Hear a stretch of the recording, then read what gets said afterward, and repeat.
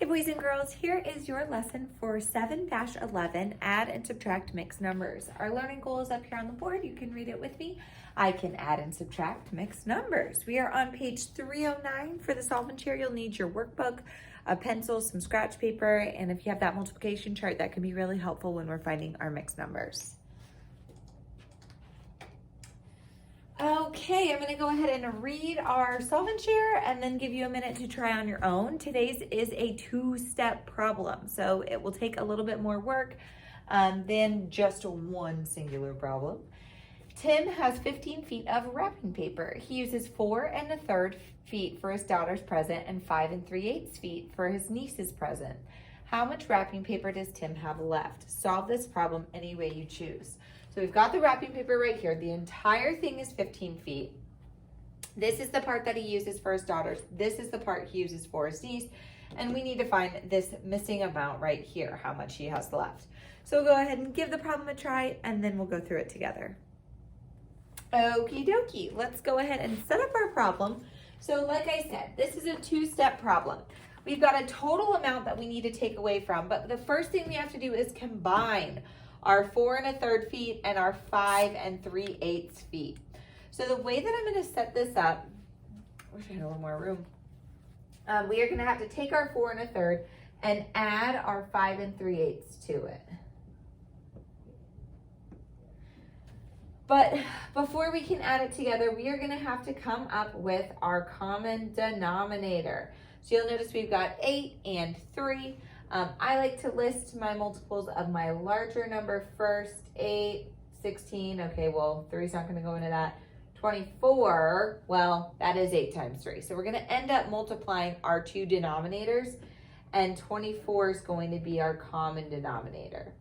Now for my 1/3, I have to multiply that by 8 over 8. So 3 times 8 is 24, filled in the blank. 1 times 8 is 8.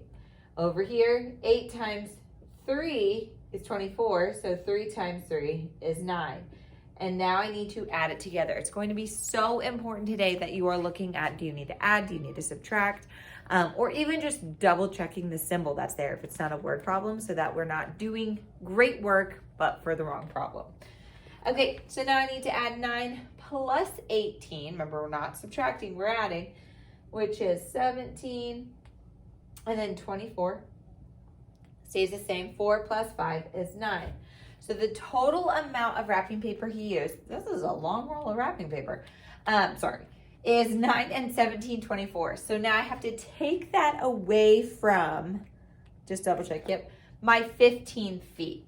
So if I have a total of 15 feet, I have to subtract 9 and 17 out of 24. Now, what you might notice about this problem is that we don't have a fraction with our 15. So I have to take one whole out of 15 so that I can subtract this fraction from something. So I have to cross out my 15 and make it 14. Then I'm just going to use the same denominator that I have down here so I don't have to come up with a common denominator. So I'm going to do 24 out of 24 pieces. Again, my one whole is equal to 24 out of 24, so that's why that's my new fraction there. The one whole went when we went from 15 to 14, and now I can subtract. So I need to do 24, take away 17, which is going to give me 7. And then my denominator is going to stay the same. And then 14 take away 9 is 5. And my label at the end is going to be feet. So he has 5 and 17 24 feet of wrapping paper left. Alrighty. Let's go ahead and talk through our essential question and our example problem over for our visual learning bridge. You're on page 310, so make sure you have your workbook out and open so you can follow along. Here's our essential question. How can adding and subtracting mixed numbers help you solve problems? Clarice has 2 lengths of fabric to make covers for a sofa and chair.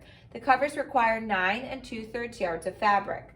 How much fabric will Clarice have left?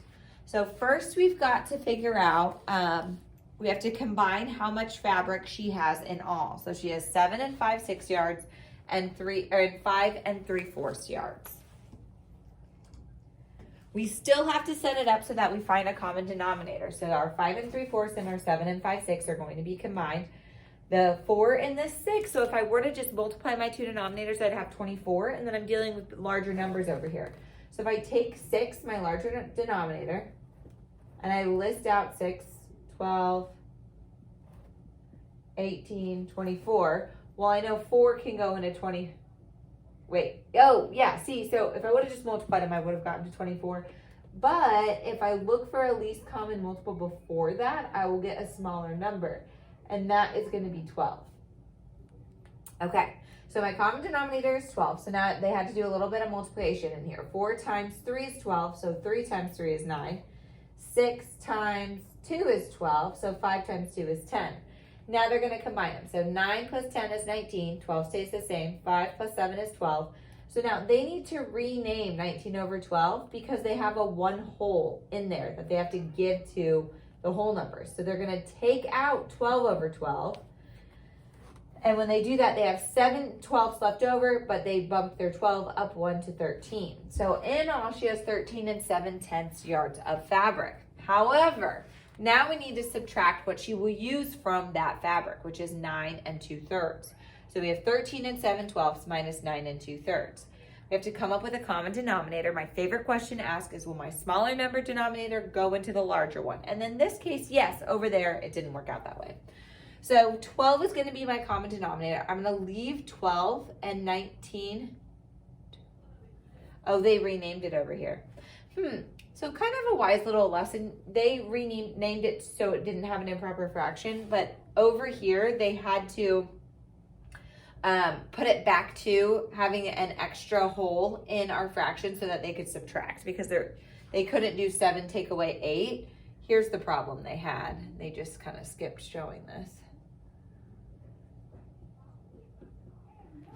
So 13 7/12, you can't do 7 take away 8. So they had to go back and rename it to what they had. They had to put that hole back into it. So today, especially paying attention to, do you have a two-step problem? Make sure you're not doing work that you're just going to have to undo. And then they're going to take away 9, and so they had to multiply the bottom by 4 to get to 12. So 2 times 4 is 8 over 12. And then they subtracted. They did 9 take away 8 is 19 take away 8, pardon me, is 11. 12 stays on the bottom, and 3. So she will have 3 11/12 yards of fabric left over. Alrighty, let's go ahead. I'm going to model a problem or two, and then I am going to have you try 1 or 2 on your own. Okay, so if you look over here, we've got just one step problems. We've got a subtraction and an addition. And then once you get over into problems 8 and 9, you have more complex problems, and that's because we have problems with parentheses. You have to do the math in the parentheses first, and then the math outside of it. So here you would be adding first in both of these and then doing the subtraction piece. So let's start by practicing these two over here.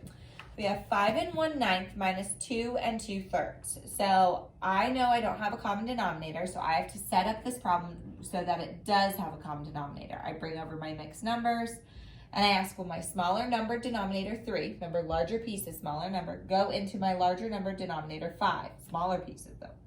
Yes, it will. So that means 9 is going to be my common denominator. I didn't change anything here, so I'm just going to leave my numerator the same because I left my denominator. Here I have to figure out 3 times what is 9? Well, 3. So 2 times 3 is 6. Now I'm going to double check my symbol at subtraction. Can you do 1 take away 6? No, you can't. So you have to borrow from your 5, make your 5 a 4. Now we do denominator plus numerator equals new numerator. 9 plus 1 is 10. 10 take away 6 would be 4. Denominator stays the same with 9. 4 take away 2 is 2. So we get 2 and 4 nines. All right, let's do an addition one together. Yep, and then I'm going to have you try number 5 on your own. So for this one, we are adding. We have 2 1/4 plus 8 2/3. Looking at our denominators, I know they're not the same. Now, we have dealt with 4 and 3 as our denominator several times, but you can always start to list out your 4 and your 3. So we have 4, 8, 12. Okay, well, you know that 3 is going to go into 12. 3, 6, 9, 12. So our common denominator is going to be 12. We just end up multiplying the denominators by each other.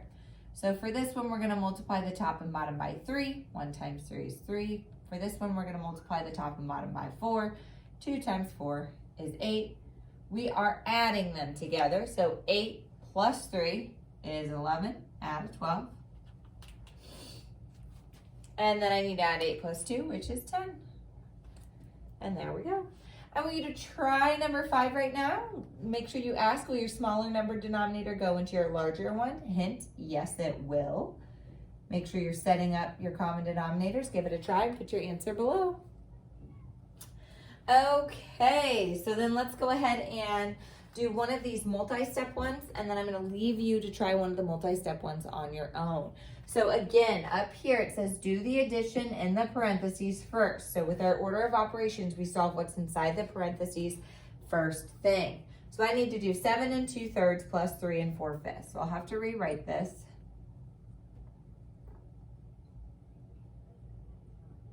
Okay, got to come up with a common denominator. Bring over your whole numbers. All right, looking at 3 and 5, I know if I list my 5s, 5, okay, 3 doesn't go into that. 10, 3 doesn't go into that.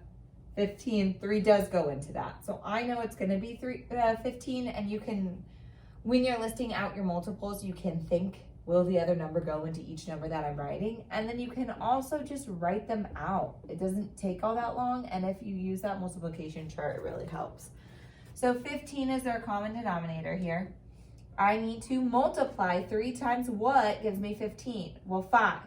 So then 2 times 5 is 10. 5 times what is 15? Well, 3. 4 times 3 is 12. And we are adding first. So 10, take away, or 10, whoa, see, careful, it's easy to do. 10 plus 12 is 22 over 15. 7 plus 3 is 10. Now I'm not done yet because now I have to take away 1 4/5. Okay, so I think we should be able to, or 4/15, sorry, pardon me. We should be able to rename this and have enough to still subtract 4 from it. So I have a whole number in here that I need to give to my 10. So my 10 becomes an 11, and I have to take 15 out of the top because 15 over 15 is that one whole that I just gave to the 11. So if I do 22 over 15 minus 15 over 15, my difference is 7/15. Okay? So 11 and 7/15 is what I need to subtract my 1 4/15 from. So I'm going to erase a little bit. Let's 11 and 7/15, and that came first over here, minus 1 4/15. Now, thankfully, if you look at this, your denominators are already the same. And I'm going to move this over a little. So they're already the same, so you don't have to do the work to find a common denominator because that common denominator is already there. So if you do 7, take away 4, you have 3 over 15. 11 minus 1 is 10. Now, you might want to double check here. Can we reduce? Yes, we can, because 3 can go into 3 one time. 3 can go into 15 5 times. So this is going to be 10. If I divide this by 3, I get 1. If I divide this by 3, I get 5.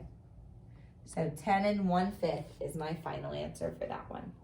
Okay, I want you to go ahead and try number 9.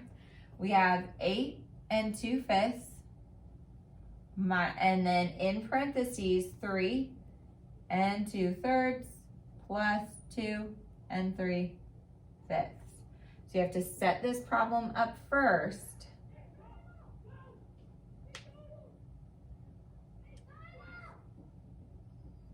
And then you will subtract this answer from your 8 2/5 at the end.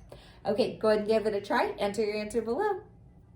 Alrighty, we will continue to talk about this in group.